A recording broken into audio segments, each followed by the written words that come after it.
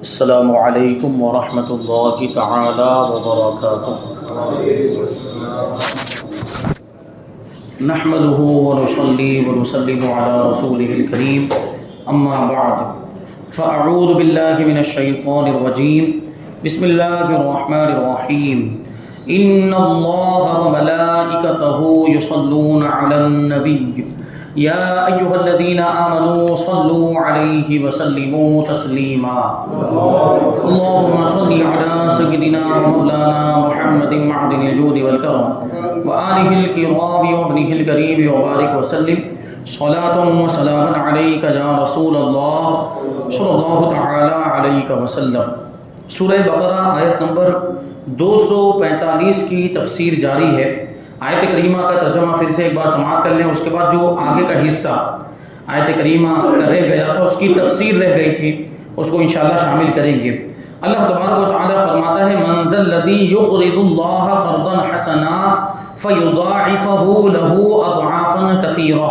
واللہ یقبض ویبسط والیہ ترجعون۔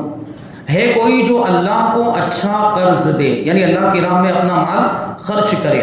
تو اللہ اس کے لیے اس قرض کو بہت گنا بڑھا دے، یعنی بہت زیادہ بڑھا کے اللہ تبارک و تعالیٰ اس کو عطا فرمائے گا۔ اور اللہ تنگی دیتا ہے اور وسعت دیتا ہے، یعنی اللہ تبارک و تعالیٰ کبھی برکت ختم فرما دیتا ہے، کبھی خوب زیادہ برکت عطا فرماتا ہے، اور تم اسی کی طرف لوٹائے جاؤ گے۔ تو اس آیت کریمہ میں جو یہ فرمایا کہ واللہ یقبض ویبسط، اللہ تنگی دیتا ہے اور وسعت دیتا ہے، کشادگی دیتا ہے، فراخی عطا فرماتا ہے۔ تو آیت کے اس حصے میں راہ خدا میں خرچ کرنے کی فضیلت بیان فرمائی گئی، چونکہ وسوسہ پیدا ہوتا ہے کہ مال خرچ کرنے سے کم ہو جاتا ہے۔ یہ عام طور پر لوگوں کے ذہن میں یہ بات آتی ہے کہ ہم مال خرچ کریں گے تو ہمارا مال کم ہو جائے گا، اور یہ چیز بھی ذہن میں آتی ہے کہ ہم نے اتنی محنت کر کے کمایا، یہ ہماری کمائی کا مال ہے، ہم کیوں اس کو دوسروں کو دے دیں، ہم کیوں غریبوں کو دے دیں، غریبوں میں تقسیم کر دیں، ضرورت مندوں کو دے دیں۔ ایسا خیال بھی آتا ہے، اور ایسا خیال عام طور پر ایسے لوگوں کے ذہن میں آتا ہے جو کنجوس اور بخیل ہوتے ہیں، اور جو سخی ہوتے ہیں اللہ تبارک و تعالیٰ نے ان کے دل میں سخاوت کا جذبہ رکھا ہے، وہ ایسا نہیں سوچتے، بلکہ وہ ہاتھ کھول کر اللہ کی راہ میں خرچ کرتے ہیں، تو اللہ تبارک و تعالیٰ ان کو ویسی برکتیں بھی پھر عطا فرماتا ہے۔ تو یہ وسوسہ آتا ہے کہ مال خرچ کرنے سے مال کم ہو جاتا ہے، تو اس شبہے کا ازالہ فرما دیا کہ اللہ تبارک و تعالیٰ جس کے لیے چاہے روزی تنگ کر دے اور جس کے لیے چاہے وسیع فرما دے، جس کو چاہے روزی میں برکت عطا فرما دے اور جس کے لیے چاہے روزی سے برکت اٹھا دے، یہ اللہ تبارک و تعالیٰ کے قبضے قدرت میں ہے۔ تنگی اور فراخی اس کے قبضے میں ہے، کسی کو برکت دینا یا کسی کی برکت چھین لینا یہ اللہ تبارک و تعالیٰ کے اختیار میں ہے، اور وہ اپنی راہ میں خرچ کرنے والے سے وسعت کا وعدہ کرتا ہے۔ اس آیت کریمہ میں آپ نے ملاحظہ کیا، اور بھی دوسری آیات کریمہ ہیں جن میں اللہ تبارک و تعالیٰ نے اللہ کی راہ میں خرچ کرنے والوں کو مال میں برکت کی بشارت دی ہے، اور ان کے مال میں وسعت کا ان سے وعدہ فرمایا۔ جیسے اس آیت کریمہ کے اندر ہے کہ اللہ تبارک و تعالیٰ اور بڑھائے گا، جو اللہ کی راہ میں مال خرچ کرے گا اللہ تبارک و تعالیٰ اس کے مال میں اور اضافہ فرمائے گا۔ تو جی اللہ نے وعدہ فرمایا ہے، اور ظاہر سی بات ہے انسان ہو تو وہ وعدہ خلافی کر سکتا ہے، لیکن وہ تو خدا ہے، وعدہ خلافی ایک عیب ہے، اللہ تبارک و تعالیٰ سارے عیبوں سے پاک ہے، وہ کبھی وعدہ خلافی کر ہی نہیں سکتا۔ ان اللہ لا یخلف المیعاد، بے شک اللہ وعدہ خلافی نہیں کرتا، اور اس کے یہاں باتیں بدلتی بھی نہیں، لا مبدل لکلمات اللہ، اللہ کی باتوں کو بدلنے والی کوئی چیز نہیں، اللہ کے یہاں باتیں تبدیل نہیں ہوتی، ایک بار جو فرما دیا گیا وہ ہو کر رہتا ہے۔ تو اللہ تبارک و تعالیٰ نے یہ فرما دیا کہ جو میری راہ میں خرچ کرے گا تو میں اس کے مال میں برکت دوں گا، میں اس کے مال میں وسعت عطا فرماؤں گا، اس کے مال کو بڑھاؤں گا، اس میں اضافہ کروں گا۔ تو اللہ کا یہ وعدہ ہے، اور اللہ تبارک و تعالیٰ یہ وعدہ پورا فرماتا بھی ہے۔ تو راہ خدا میں خرچ کرنے سے مت ڈرو، جس کی راہ میں خرچ کر رہے ہو وہ کریم ہے، وہ مہربان ہے،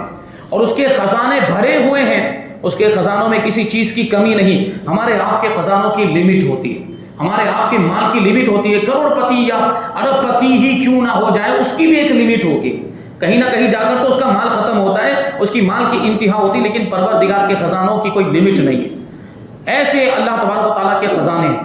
اور جود و بخشش کے خزانے لٹانا اس کریم کی شان ہے۔ ابھی دنیا کے معمولی بادشاہوں کی بات کریں دنیا کا بادشاہ یہ اپنی شان سمجھتا ہے مال لٹانے میں، ہیرے جواہرات لٹاتا، جس سے خوش ہو جائے اس کو نواز دیتا ہے، اس کو ہیرے جواہرات موتیوں سے بسا اوقات تول بھی دیا جاتا ہے۔ اس طریقے سے ہم نے واقعہ سنے بادشاہوں کے۔ تو جب دنیا کے بادشاہوں کا یہ معاملہ ہے کہ وہ خوش ہو جائے تو خوب زیادہ نواز دیتا ہے، اپنے پہنے ہوئے ہار وغیرہ بھی دے دیتا ہے وہ، اور موتی قیمتی چیزوں سے نواز دیتا ہے۔ تو پروردگار تو احکم الحاکمین، وہ تو بادشاہوں کا بھی بادشاہ ہے، اس سے بڑا تو کوئی بادشاہ ہے ہی نہیں، تو اس کے نوازنے کا عالم کیا ہوگا۔ تو نوازنے پہ آئے تو نواز دے زمانے، تو کریم ہی جو ٹھہرا تو کرم کے کیا ٹھکانے۔ شاعر کہتا ہے تو کریم ہی جو ٹھہرا تو کرم کے کیا ٹھکانے، تو نوازنے پہ آئے تو نواز دے زمانے، یعنی خوب عطا فرماتا ہے۔ حضرت ابو ہریرہ رضی اللہ تعالیٰ عنہ سے روایت ہے کہ نبی اکرم صلی اللہ علیہ وسلم نے ارشاد فرمایا، رحمان کا دست قدرت بھرا ہوا ہے، بے حد اور بے حساب رحمتیں اور نعمتیں یوں برسانے والا ہے کہ دن رات کے عطا کرنے نے اس میں کچھ کم نہ کیا۔ دن رات بخشش فرماتا ہے، دن رات لوگوں کو عطا کرتا ہے، دن رات لوگوں کو نعمتیں دیتا ہے، لیکن اس کے باوجود اس کے خزانے میں کوئی کمی نہیں ہوتی۔ اور دیکھو تو صحیح کہ آسمانوں اور زمین کی پیدائش سے لے کر اب تک اللہ تبارک و تعالیٰ نے کتنا خرچ کر دیا ہے، لیکن اس کے باوجود اس کے دستے قدرت میں جو خزانے ہیں اس میں کچھ بھی کمی نہیں آئی اور نہ آئندہ آنے والی ہے۔ ہمیشہ اللہ تبارک و تعالیٰ کے خزانے بھرے رہیں گے۔ تو یہ شان ہے پروردگار کی۔ تو اللہ کی راہ میں خرچ کرتے رہنا چاہیے، اللہ تبارک و تعالیٰ کا حکم ہے اور اللہ تبارک و تعالیٰ کا وعدہ ہے کہ اس کی راہ میں خرچ کرنے سے مال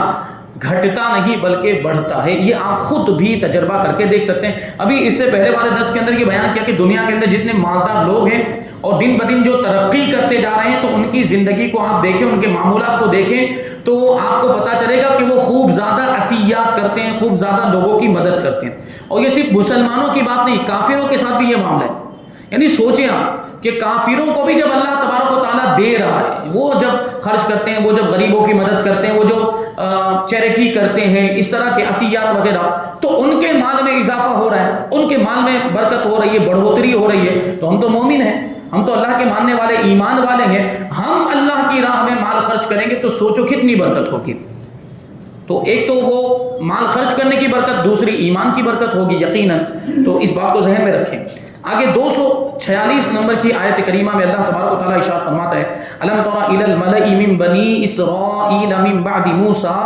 اذ قالوا لنبی لهم ابعث لنا ملکا نقاتل فی سبیل اللہ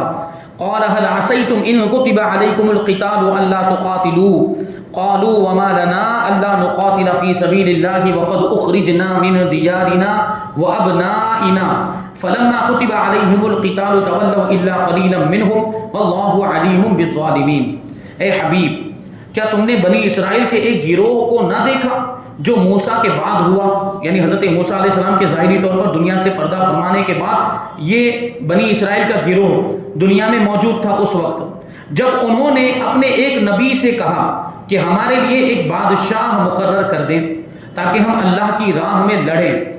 اس نبی نے فرمایا کہ کیا ایسا تو نہیں ہوگا کہ اگر تم پر جہاد فرض کیا جائے تو تم پھر جہاد نہ کرو، یعنی جہاد سے پھر جاؤ؟ تو انہوں نے کہا کہ ہمیں کیا ہوا کہ ہم اللہ کی راہ میں نہ لڑیں، یعنی انہوں نے یہ وعدہ کیا اور یہ جوش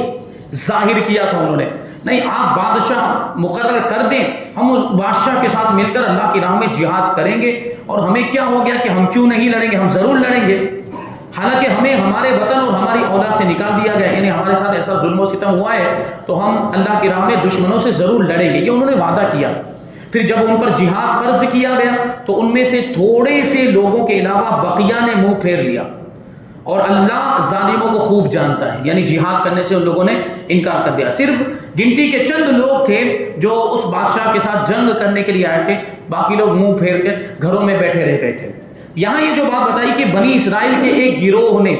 یہ اس زمانے کے جو نبی تھے ان کی بارگاہ میں کہ مطالبہ کیا تھا کہ ہمارے لیے ایک بادشاہ مقرر کر دیں، اس کے بارے میں کہتے ہیں کہ جہاد کا حکم دینے کے بعد اب جہاد کا ہمت اور حوصلہ پیدا کرنے والا ایک واقعہ بہت ہی دلچسپ تفصیلات کے ساتھ یہاں پر پیش کیا جا رہا ہے۔ چنانچہ بتایا گیا ہے، روایتوں میں آیا کہ حضرت موسیٰ علیہ السلام کے بعد جب بنی اسرائیل کی اعتقادی اور عملی حالت نہایت خراب ہو گئی، یعنی گناہ بھی بہت زیادہ عام ہو گئے، بے حیائیاں بھی بہت زیادہ عام ہو گئی اور عقیدے کی خرابی بھی بہت عام ہو گئی، عقیدہ بھی ان کا خراب ہونے لگ گیا۔ تو ظاہر سی بات، جب اس طرح کے معاملات ہوتے ہیں، جب لوگ عام طور پر گناہوں میں مبتلا ہو جاتے ہیں تو ان پر پھر اللہ تبارک و تعالیٰ کا عذاب آتا ہے، مصیبتیں آنے لگ جاتی ہیں۔ تو انہوں نے عہد الہی کو فراموش کر دیا، یعنی توریت کے اندر ان سے جو وعدہ لیا گیا تھا اس کو بھول گئے اور بت پرستی میں مبتلا ہو گئے، شرک کرنے لگ گئے، اور سرکشی اور بدافعالی انتہا کو پہنچ گئی، ان کی برائیاں اور بے حیائی گناہوں کے کام انتہا کو پہنچ گئے۔ تو ان پر قوم جالوت مسلط کر دی گئی۔ قوم جالوت، جس کو قوم عمالقہ بھی کہا جاتا ہے، یہ بڑی ظالم و جابر قوم تھی، اور جالوت اسی قوم کے بادشاہ کا نام تھا۔ تو جالوت ایک نہایت ہی جابر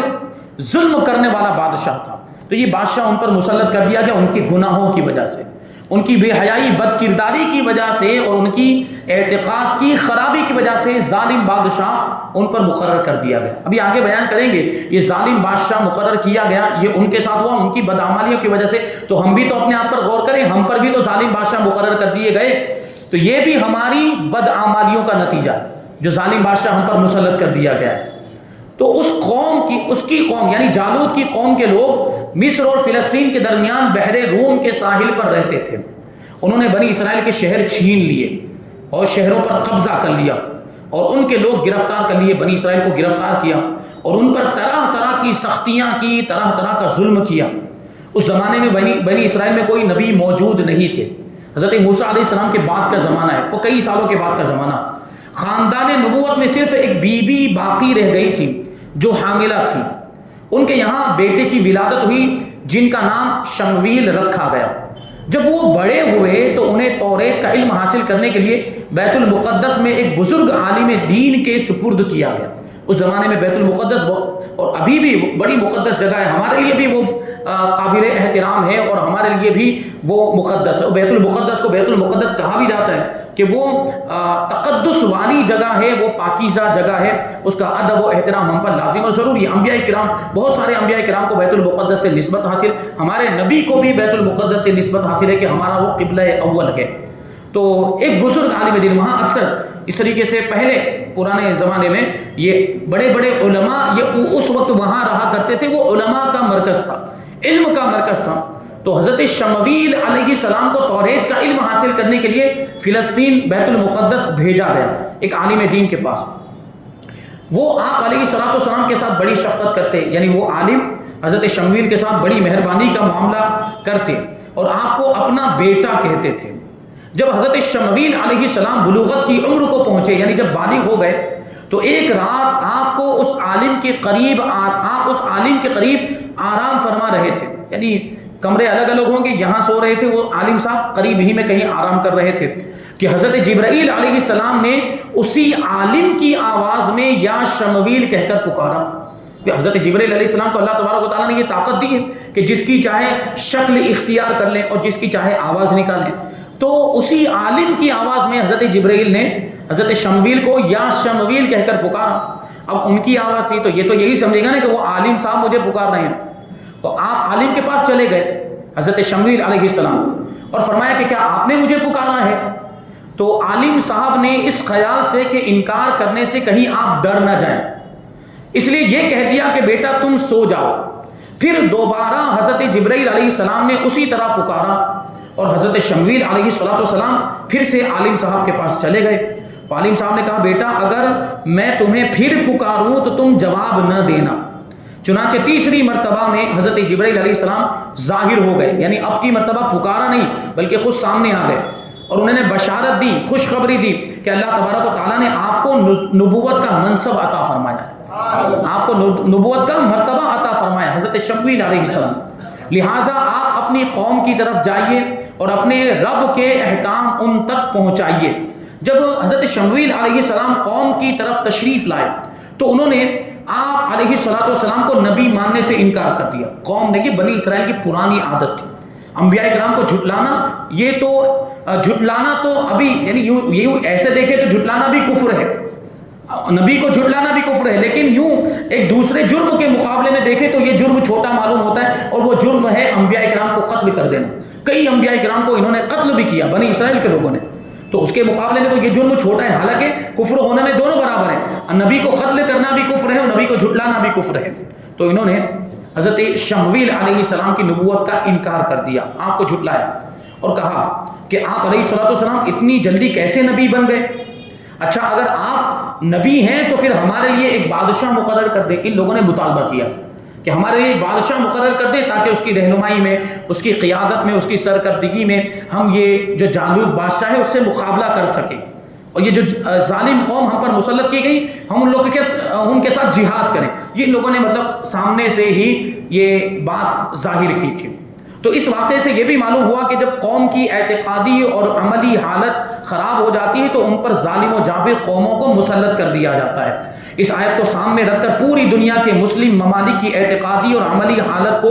دیکھا جائے تو اوپر کا نقشہ بڑا واضح طور پر نظر آئے گا، کیونکہ ہماری کیفیت بھی ویسی ہو گئی، ہم بھی عام طور پر نافرمانیوں میں مبتلا ہو گئے ہیں، ہمارے درمیان بھی گناہ اور بے حیائی کے کام عام ہو گئے ہیں، تو ہم پر ظالم بادشاہ مسلط کیے جا رہے ہیں۔ پوری دنیا کا یہ حال ہے۔ قرآن کے اس طرح کے واقعات بیان کرنے کا مقصد صرف تاریخی واقعات بتانا نہیں بلکہ عبرت و نصیحت حاصل کرنے کی طرف بلانا ہوتا ہے۔ یہ واقعہ اس لیے بیان کیا گیا کہ ہم اس سے عبرت حاصل کریں کہ انہوں نے اللہ کی نافرمانی کی تھی، انہوں نے بے حیائی کے کام کیے تھے، برے کام کیے تھے، تو ان پر ظالم بادشاہ مسلط کر دیے گئے۔ تو ہمیں اس سے عبرت حاصل کرنی چاہیے، ہمیں اس سے سبق حاصل کرنا چاہیے کہ اگر ہم بھی ایسا کریں گے تو ہم پر بھی یہ عذاب آئے گا، ہم پر بھی ظالم بادشاہ مسلط کر دیے جائیں گے، اور وہ ہم دیکھ رہے ہیں کہ وہ ہو بھی رہا ہے۔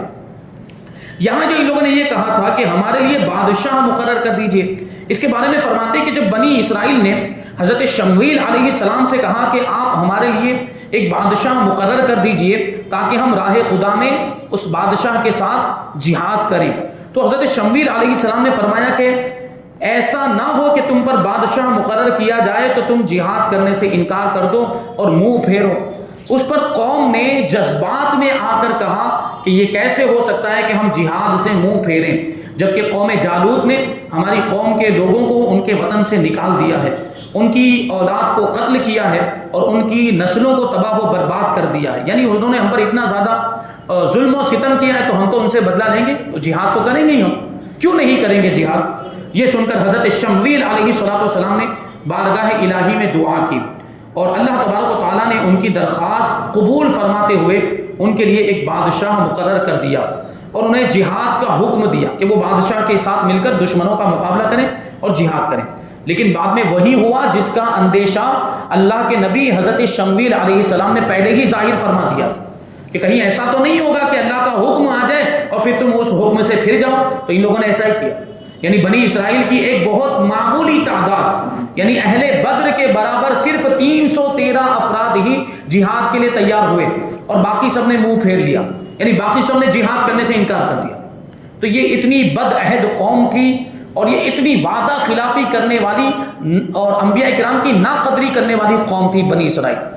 تو اسی وجہ سے آپ دیکھیں گے کہ قرآن مجید میں اکثر مقامات پر بنی اسرائیل ہی کے واقعات بیان کیے گئے، کیونکہ ان کا انجام بھی ویسا ہوا اور ان کے واقعات ہی سب سے زیادہ عبرت ناک ہیں، اس لیے جگہ جگہ پر ان کے واقعات کو ذکر کیا ہے تاکہ ہم اس سے سبق حاصل کریں۔ یاد رکھیں کہ نعرے مارنے میں آگے آگے ہونا اور عملی میدان میں پیٹھ دکھا دینا یہ بزدل قوموں کا وتیرہ اور طریقہ ہے۔ ہماری قوم کا یہی حال ہو گیا کہ نعرے تو خوب لگائیں گے، نعرے تکبیر، نعرے رسالت، غوث کا دامن نہیں چھوڑیں گے، خواجہ کا دامن نہیں چھوڑیں گے۔ پہلے دامن پکڑو تو صحیح،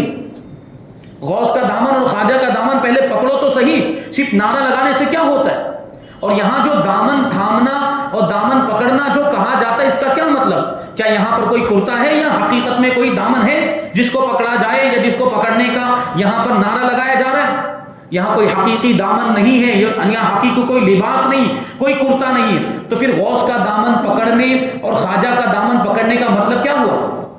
اس کا سیدھا مطلب یہ ہوتا ہے کہ غوث کا دامن ہم پکڑیں گے، غوث کے دامن سے وابستہ ہو جائیں گے، خواجہ کے دامن سے وابستہ ہو جائیں گے، یعنی ہم ان کے بتائے ہوئے طریقے پر چلیں گے، یہ مطلب ہوتا ہے اس کا۔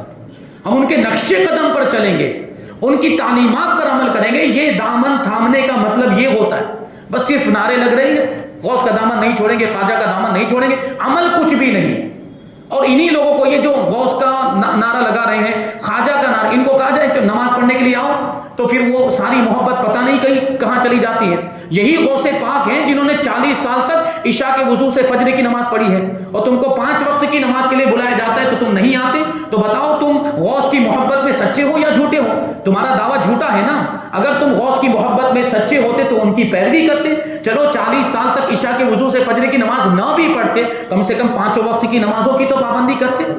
تو یہ نعرے لگانے والے، اس کا مطلب یہ ہے کہ جھوٹے نعرے لگاتے۔ یقیناً اولیاء کرام سے محبت ہونی چاہیے، لیکن محبت کے کھوکھلے دعوے نہیں ہونے چاہیے۔ محبت کا اصل مطلب یہ ہوتا ہے کہ ان کی پیروی کی جائے اور ان کو راضی کرنے کی کوشش کی جائے۔ دنیا کے محبوبوں کی بات کر لیں، دنیا میں کوئی انسان کسی دوسرے انسان سے محبت کرتا ہے تو اس کو خوش کرنے کی کوشش کرتا ہے، اس کو راضی کرنے کی کوشش کرتا ہے، اور وہ جو کچھ بھی اس کا محبوب جو بھی کہتا ہے اس کی تعمیل کرتا ہے اور اس پر وہ کرنے لگ جاتا ہے۔ ہوتا ہے کہ نہیں ہوتا؟ یہ دنیا کے محبوبوں کی بات ہے۔ تو یہ جو محبوب اللہ کے ولی، یہ تو اللہ کے دوست ہیں، اللہ کے محبوب ہیں، ان کے طریقوں کو اگر اپنایا اور ان کو راضی کیا تو پھر اللہ کے رسول راضی ہو جائیں گے، اور اللہ کے رسول راضی ہو جائیں گے تو اللہ راضی ہو جائے گا، کہ ان کا طریقہ رسول اللہ کا طریقہ ہے، اور رسول پاک صلی اللہ علیہ وسلم کا طریقہ ہی نجات کا ذریعہ ہے۔ تو عملی میدان میں پیٹھ دکھا کر بھاگ جاتے جب ان کو کہا جائے۔ یہ اس طرح کے معاملات، یہ ہماری قوم کے اندر یہ افسوس کی بات ہے، یہ ہمیں کہنا پڑتا ہے کہ اس طرح کی چیزیں بہت زیادہ آ گئی کہ بس وہ جہاں جذبات کا اظہار کرنا ہو وہاں خوب آگے آگے نظر آئیں گے، لیکن جہاں عمل کرنے کی باری آتی ہے تو پیچھے ہٹ جاتے ہیں۔ تو یہ بزدل قوموں کی نشانی ہے، بزدل قوموں کا وتیرہ ہے، اور کامل لوگ گفتار کے نہیں بلکہ کردار کے غازی ہوتے ہیں۔ کامل لوگ صرف گفتگو نہیں کرتے، صرف بات چیت نہیں کرتے، بلکہ عمل کر کے دکھاتے ہیں وہ لوگ۔ تو اصل چیز تو یہی ہے کہ عملی میدان میں آگے بڑھیں اور دین پر، شریعت پر عمل کریں، اور جتنا بھی ہو سکے دین کو فائدہ پہنچانے کی کوشش کریں، تو انشاءاللہ دنیا میں بھی کامیابی ملے گی اور آخرت میں بھی ملے گی۔ تو یہ واقعہ ابھی چل رہا ہے، حضرت شمویل علیہ السلام کا جو واقعہ ہے یہ ابھی اس کی شروعات، کہ بادشاہ مقرر کیا جائے تو وہ بادشاہ پھر کس کو مقرر کیا گیا، پھر اس بادشاہ کے ساتھ بنی اسرائیل کی قوم کے لوگوں نے کیا ان کے ساتھ سلوک کیا، اور ان پر کیا کیا اعتراضات ہوئے، بادشاہ جو مقرر کیے گئے تھے ان کا نام کیا تھا، اور اس کی تفصیل انشاءاللہ آگے کی آیتوں میں آتی رہے گی۔ اللہ تبارک و تعالیٰ کی بارگاہ میں دعا ہے کہ جو کچھ بھی بیان ہوا اس پر ہم سب کو عمل کرنے کی توفیق عطا فرمائے، اور نور قرآن سے ہم سب کے دلوں کو روشن اور منور فرمائے۔ وما علینا الا البلاغ۔